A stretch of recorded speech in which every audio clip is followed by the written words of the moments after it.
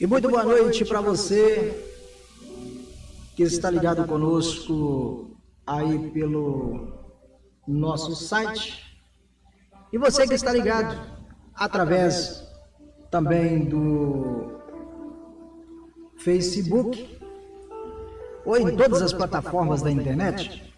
O nosso muito obrigado a você pela audiência aí agora para o programa Luz e Vida.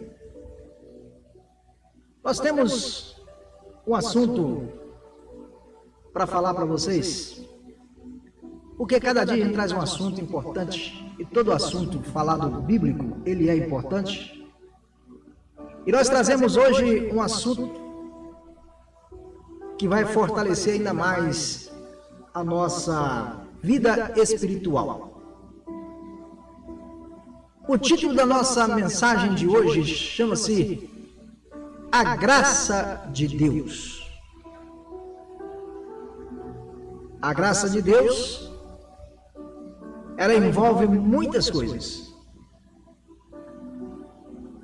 E a única palavra que abrange todas as riquezas que encontramos em Cristo, a graça, é uma delas mais importantes. Que palavra magnífica é essa chamada graça? E muitas pessoas dizem assim, que graça é a mesma coisa que milagre. Eu recebi uma graça de Deus. Não, a graça de Deus é a bondade de Deus.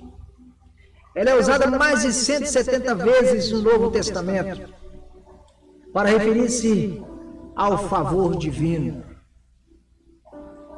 E conferindo às pessoas que não merecem. É o meio pela qual recebemos todas as bênçãos materiais e espirituais. Para nós a graça de Deus é uma coisa acima de qualquer situação, ela é ilimitada, incluindo tudo a respeito das provisões de Jesus Cristo. Todas. Quando o apóstolo Paulo diz, a sua graça me basta. Pela graça somos salvos, lá em Efésios, no capítulo 2, versículo 8. E nos mantemos firmes, segundo Romanos, capítulo 5, versículo 2. A graça sustenta nossa salvação, dá-nos vitória na tentação e ajuda a suportar o sofrimento e também a suportar a dor. A graça nos ajuda a entender a palavra e aplicá-la com sabedoria às nossas vidas, nos conduz à comunhão e à oração, capacitando-nos a servir ao Senhor eficazmente. Em suma, existimos e estamos firmes em um ambiente da graça toda suficiente, a graça bendita de Deus. Graça sobre graça, bênção sobre bênção. Uma das declarações mais maravilhosas sobre o Senhor é que Ele era cheio de graça. Em João, no capítulo 1, versículo 14. E nós temos recebido da sua plenitude a graça acumulada, uma graça sobrepondo a outra, e essa tal graça é a nossa ativez na fé, a nossa força na fé. Essa tal graça é nossa a cada dia, ela é limitada, suficiente para cada necessidade. Paulo falava sobre a este respeito como abundância de graça, lá em Romanos, no capítulo 5, versículo 17. A suprema riqueza de sua graça está lá em Efésios, no capítulo 2, versículo 7. e a superabundância de graça. 2 Coríntios, no capítulo 9, versículo 14. Pedro mencionou a multiforme da graça de Deus. 1 Pedro, no capítulo 4, versículo 10. Ele usou essa mesma palavra ao falar das várias provas que os crentes enfrentam. 1 Pedro, no capítulo 1, versículo 6. Este é um maravilhoso paralelo. É a multifaceta da graça de Deus. E é suficiente para as nossas múltiplas provas, os nossos múltiplos problemas. Os nossos múltiplos problemas estão à nossa frente, mas a graça de Deus superabundância em nossas vidas. A graça superabundante, talvez em nenhum outro lugar. A magnificência da graça de Deus é mais maravilhosa e expressa, que tem uma palavra lá em 2 Coríntios, no capítulo 9, versículo 8 a 11. As ênfases neste texto são admiráveis. Deus pode fazer-vos abundar em toda graça, a fim de que, tendo sempre em tudo ampla suficiência, superabundeis em toda boa obra, enriquecendo-vos em tudo para toda generosidade, a qual faz que, por nosso intermédio, seja tributadas graças a Deus. Então nós sabemos que a graça de Deus está sobre a nossa vida. Nós sabemos que nós buscamos de Deus a sua graça. Em certo sentido, só esse texto já resume tudo o que poderia ser dito sobre nossa suficiência em Cristo. É a sua graça. Posto em um contexto que descreve as provisões materiais concedidas por Deus em nossas vidas. E esse versículo tem um significado que, obviamente, se estende à proporção ilimitada, que é a graça de Deus. A graça superabundante habita em todo crente. No versículo 14. É de se admirar que Paulo não pôde reter seu louvor a Deus por tal dom indescritível. Essa graça superabundante na vida do ser humano, ela demonstra a sabedoria do homem quando busca a Deus e ele recebe de Deus esta graça. Porque essa graça também é toda suficiente. Paulo experimentou a graça de Deus de um modo que poucos experimentaram, pois ele suportou sofrimento como poucos fizeram. Em 2 Coríntios, no capítulo 12, versículo 9, o Senhor lhe deu uma das verdades mais profundas de toda a revelação. A minha graça te basta. Aquela maravilhosa promessa se estende a todo crente, mas foi dada a um contexto de sérias dificuldades, aflições, perseguições e fraqueza humana. No capítulo 11, Paulo faz uma lista de muitas dificuldades e situações ameaçadoras pelas quais ele estava passando. Incluídas em sua lista estão grandes aflições físicas, aprisionamento, escapamentos, apedrejamentos, naufrágios, rios perigosos, assaltantes, perseguições de gentios e judeus, noite mal dormida, frio e calor, fome e sede. Versículo 23 ao versículo 27.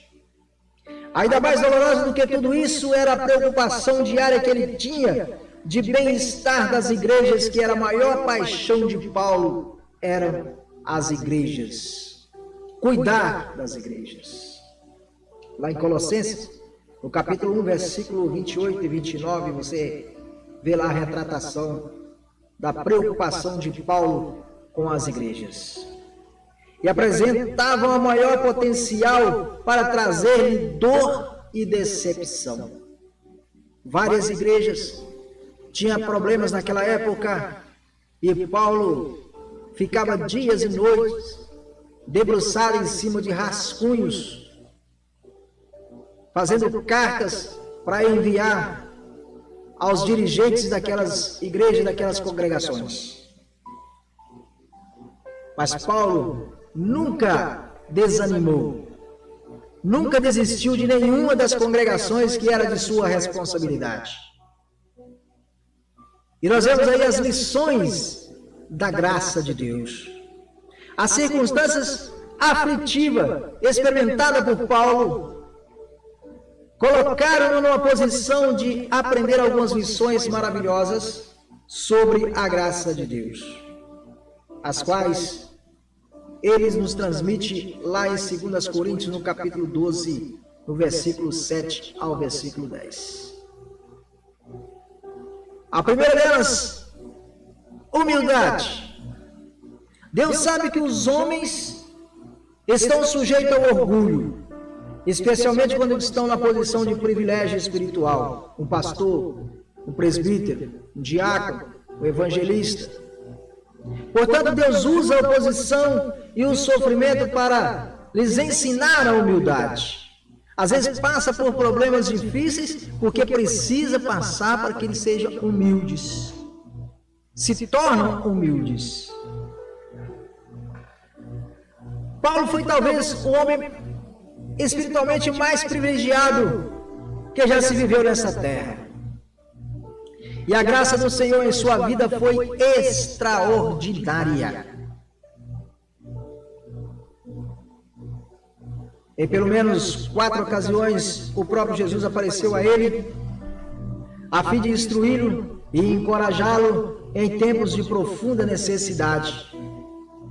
Você confere lá em Atos, no capítulo 9, versículo 4 ao 6, depois 18, 9, 10, 22, 17 ao 21, e assim sucessivamente no próprio livro de Atos dos Apóstolos. Recebeu tão ampla revelação da parte de Deus que seus escritos foram quase a metade dos livros do Novo Testamento. Por causa da natureza extraordinária destas revelações, Deus colocou um espinho na carne de Paulo para guardá-lo da exaltação. Essa expressão poderá inspirar um quadro de uma pessoa furando o dedo com um pequeno espinho quando ia colher rosas nos seus jardins. Mas, como observando o capítulo anterior, a palavra grega traduzida por espinho literalmente significa uma estaca na carne pecaminosa de Paulo, para afligi-lo e matá-lo com o propósito de evitar a jactância de seu orgulho. Paulo descreveu o espinho como um mensageiro de Satanás, lá no versículo 7. Há muitos pontos de vista diferentes sobre o que significa, mas o que nós consideramos pelo significado evidente, podemos simplificar a questão. O mensageiro de Satanás é alguém a quem Satanás envia com uma mensagem para trazer para aquela pessoa, e isso é bastante claro quando Paulo diz lá no versículo 7. A palavra grega traduzida por mensageiro é ângelos, que é usada mais de 170 vezes no Novo Testamento, e sempre se refere a uma pessoa, homem ou anjo. Portanto, é demasiado improvável que Paulo estivesse usando essa palavra no versículo 7 para se referir a um mal físico, como muitos comentaristas pregam por aí. Muitos pregadores pregam. Então, geralmente, não era um espinho espetado no seu corpo, na sua mão, na sua perna, no seu rosto, Muitos dizem que era cego, outros dizem que ele tinha úlcera, outros dizem não é nada disso. Ele estava se referindo a uma pessoa ou um anjo que lhe trazia palavras duras, que era o espinho na carne, uma perseguição. Era uma perseguição. O espinho que Paulo se refere era uma pessoa, não era o espinho propriamente dito. Estamos convencidos que era o cabeça da oposição em Corinto, uma pessoa lá da cidade de Corinto, o qual estava difamando Paulo, mediante um ataque pessoal ao seu caráter ou ao seu ministério, fazendo com que as pessoas amadas por Paulo se virassem contra ele. Ou seja, um fofoqueiro, um perseguidor de Paulo. Por isso, quando a gente vai pregar a palavra de Deus, nós temos que ter certeza daquilo que estamos fazendo, fazer uma busca para não falar abobrinha. Às vezes nós falamos muita coisa em púlpito, que depois uma pessoa chama no meio da igreja e diz, ou pede para explicar novamente porque ele entendeu de forma diferente. Por isso precisamos analisar bem o texto e o contexto antes de pregar a palavra. Tem muitos pastores tropeçando por aí por causa de palavras mal interpretadas dentro da Bíblia. A interpretação diz aí ao povo do mundo que a interpretação é do homem. Não, a interpretação é do homem com sabedoria de Deus. Então, se você lê e não entendeu, procura dentro dos manuscritos que você vai encontrar o significado de cada coisa. Então, o maior argumento de Paulo é que Deus fez com que Satanás enviasse alguém para afligi-lo de forma agressiva. Paulo entendeu isso, até sabia a razão da qual era tratado, para que ele não se ensoberbece, está lá no versículo 7. Assim como ele usava Satanás para humilhar Jó e Pedro, Deus estava preparando Paulo para ser mais útil. Estava amassando Paulo para ser mais útil. Ao contrário de muitos conselheiros humanos que buscam levar a opinião de pessoas sobre si mesma, Deus nos esvazia para que tenhamos um relacionamento correto com Ele. Deus tira tudo de nós para que nós aproximamos mais dEle e temos um retorno maior dEle.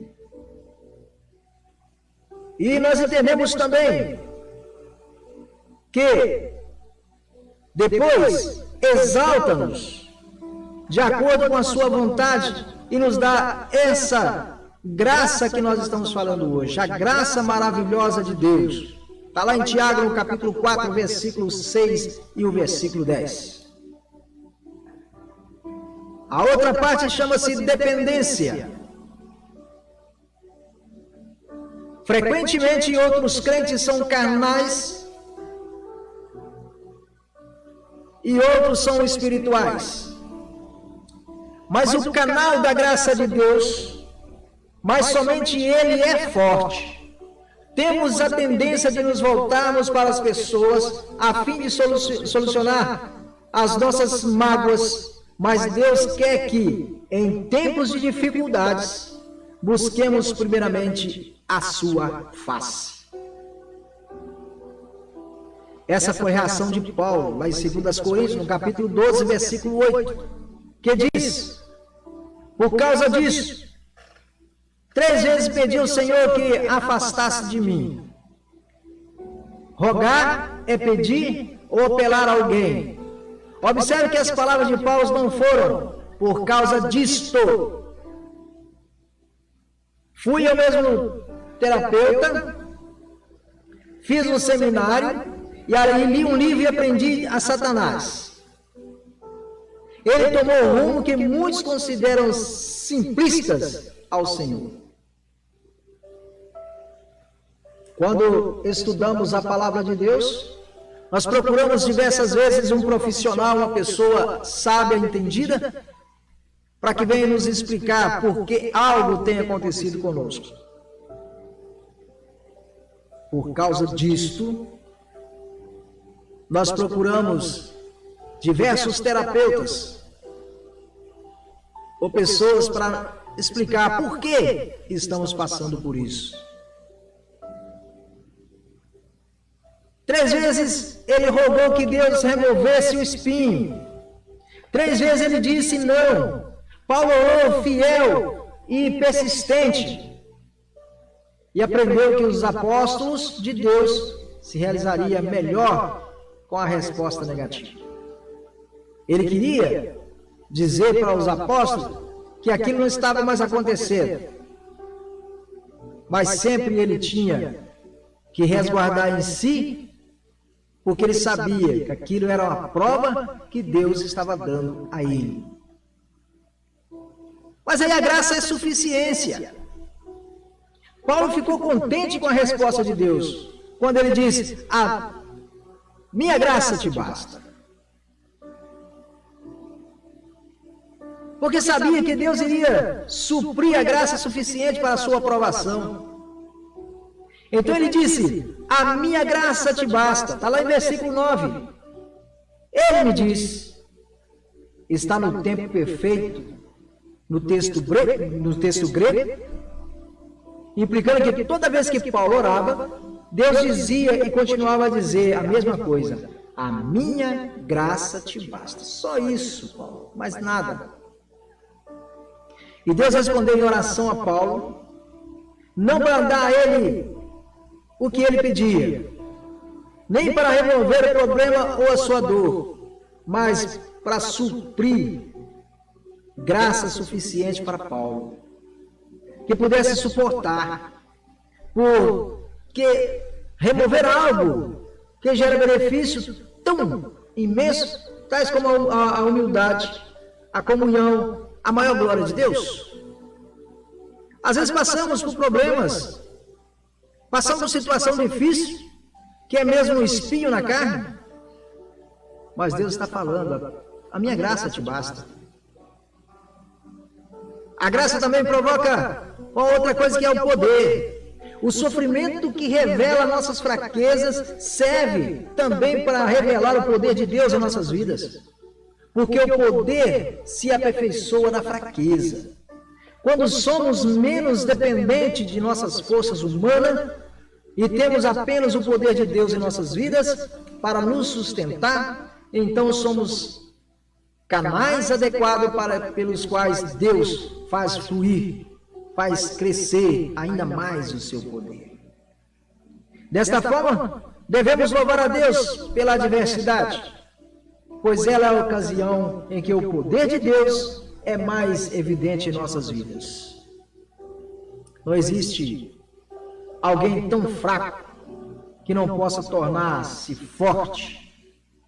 Mas existem muitos que acham-se fortes, mas continuam fracos. Não conseguem. A primeira luta que vem já quer abandonar tudo. Então eu digo para você que é o seguinte, Paulo compreendeu todas essas verdades, a sua atitude foi de gozo e louvor. No versículo 9 ele diz, de boa vontade, pois mais me gloriei nas fraquezas, para que sobre mim repouse o poder de Cristo. Ele não era um masoquista e queria sofrer para aprender, não. Apanhar para aprender. Não adorava ser maltratado, mas amava a graça e o poder de Deus manifestado nele. Sabia que um ministério espiritual só pode ser realizado com o poder de Deus, com o poder do Espírito Santo. Quando a sua reputação acabasse, Paulo não poderia depender dela. Quando a sua força física se esgotasse, não poderia se amparar nela mais. Ficou limitado a pregar a mensagem de Deus, que Deus lhe havia confiado, e a depender do poder de Deus para fazer o resto. E Deus nunca falhou com Paulo. Deus nunca falhou com Paulo. E nesta conclusão de hoje, Paulo nos dá um princípio-chave no versículo 10. pelo que sinto prazer nas fraquezas, nas injúrias, nas necessidades, nas perseguições, nas angústias, por amor a Cristo. Porque quando sou fraco, então é que sou forte. E para encerrar, nós queremos dizer para você uma coisa, que nós devemos aceitar, muitas vezes, que as pessoas venham sobre nós. Às vezes passamos por dificuldade e pensamos que nós estamos fracos. Mas é aí que Deus está te provando, Deus está nos provando, mostrando que essa dificuldade é para nos fortalecer cada dia. E quando sentimos cansados, aí estamos fortes. Quando sentimos fracos, aí estamos fortes. Porque temos força para lutar. Aí quando você já está chorando, não está aguentando mais, aí Deus chega e fala para você: a minha graça te basta. A minha graça te basta. E quando você está chorando, dizendo que vai parar, Deus te pega pela mão e sai caminhando com você. Não pare, porque a minha graça te basta.